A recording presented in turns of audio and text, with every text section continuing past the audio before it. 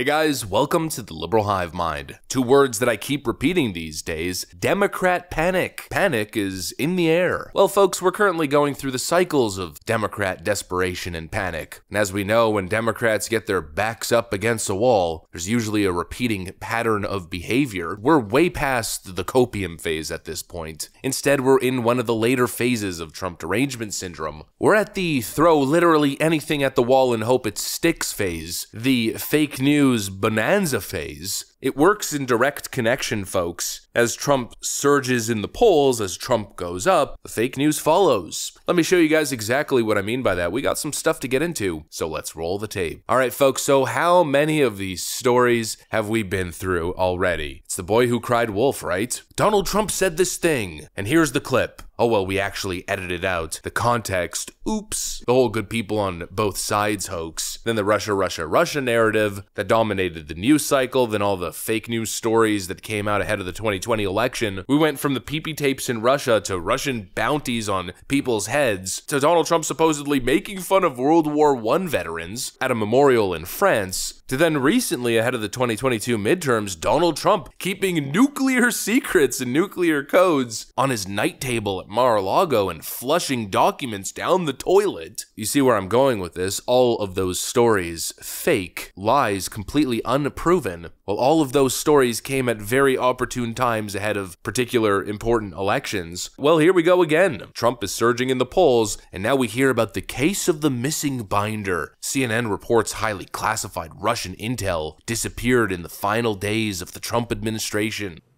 So this binder that was brought to the White House contained raw intelligence that the U.S. and its NATO allies collected on Russia's efforts to meddle in the 2016 election, including sources and methods, which were some of the most sensitive information in the intelligence world. So what we're talking about here is the underlying intelligence that formed the basis of the U.S. government's assessment that Russian President Vladimir Putin sought to help Trump win the 2016 election. And the disappearance of this binder was so alarming to intelligence officials that, according to our sources, they briefed Senate Intelligence Committee leadership about the situation last year.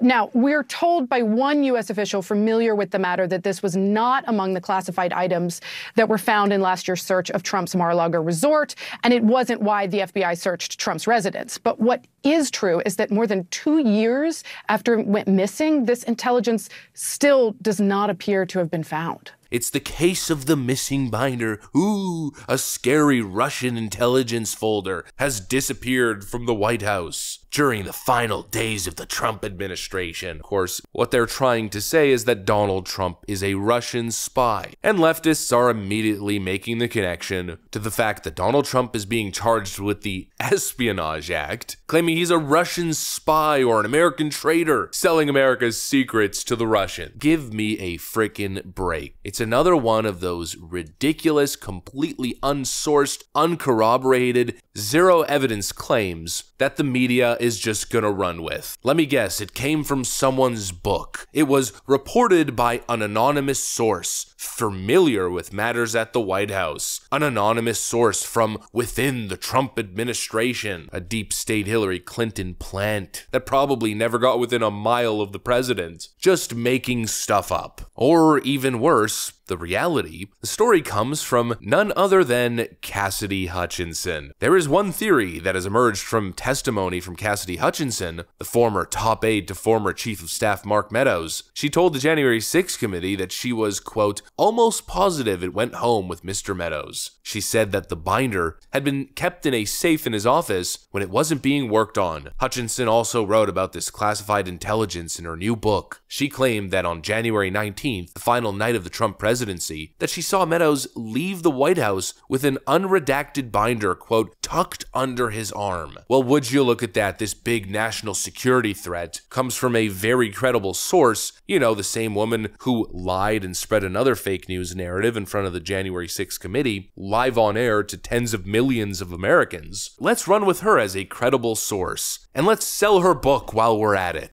This is CNN, the most trusted name in news. CNN, the most trusted name in news. running fake news psyops as we profit off the fear-mongering. Just buy Cassidy Hutchinson's brand new book with all the dirty secrets from the Trump administration. They're freaking worse than TMZ. And it seems as though Cassidy Hutchinson's motive to lie in front of Congress has been fully unveiled here, just like the last puppet who preceded her, this guy. Just like this girl who landed a gig on The View, she's gonna become a leftist media darling, making millions off her appearances and maybe millions off selling her new book, absolutely milking those TDS bucks. I mean, what a complete joke. And this, by the way, follows the viral story from 2 or 3 weeks ago that Trump supposedly trashed Iowa evangelicals as so-called Christians and real pieces of S, according to a new leftist book with anonymous claims and anonymous sources. Yeah, definitely a real story. Apparently, Donald Trump trashed specifically Iowa evangelicals ahead of the Iowa caucus, according to The Guardian. Yeah, we're gonna take that seriously. They obtained a copy of an upcoming book, The Kingdom, the Power, and the Glory, American Evangelicals in the Age of Extremism by Tim Alberta. Well, Tim Alberta said it, therefore you know it must be true. Tim Alberta, a staff writer for The Atlantic and former chief political correspondent for Politico, who worked for the Wall Street Journal, Sports Illustrated, and the Vanity Fair. The Atlantic? Politico? Vanity Fair? The Guardian? Oh, well, it's just a paragon of credibility now, isn't it? Anyways, fake news garbage aside, here's the reason it's happening. RCP polling average as of right now shows Donald Trump leading Joe Biden in the average, so collecting all polls, by 3.2% in early polling data, and that's the popular vote. And if we go state by state, Trump leads in Georgia by 5.2, in Arizona by 4.8. Republicans are leading in Georgia by 5.2, in Arizona by 4.8, Michigan 4.8, Nevada by 4, Pennsylvania by 1.4, and Wisconsin is showing a tie. But the latest numbers coming in are actually, for the first time, showing Donald Trump leading in every single battleground state. In the past, we were covering stories saying 6 out of 7 or 5 out of 6. This time it's 7 out of 7 in Wisconsin, Georgia, Michigan, Pennsylvania, Nevada, North Carolina, and Arizona. Trump leads from anywhere from 2 points to 9 points. And in possibly the most shocking flip from any pollster I've ever seen, this, trust me, has the Democrat strategists panicking behind the scenes. We've been covering all the polls for the last month or so. Trump has been leading across the board in almost every single poll, but there's been a few outliers. One of them, surprisingly enough, has been Rasmussen. The latest Rasmussen Reports poll showed Joe Biden leading by 4 points. That was roughly a month ago. Well, Rasmussen just released another poll. In a 1-month shift, went from Joe Biden +4 to Donald Trump +10, as seen here on the screen. Oh, and literally as I'm just recording this, a Bloomberg/Morning Consult poll just dropped, again showing the same thing, Trump with massive leads across the board in literally every single swing state. It seems like Wisconsin is now tipping over as predicted, possibly even Nevada, and so no wonder the fake news flurry is hitting so hard right now. A bunch of fake news goons. Anyways, that's what I got for you guys. Hopefully you enjoyed this video. If you did, make sure to leave a like and possibly subscribe to the channel. Thanks for watching, friends, and I'll see you on the next one.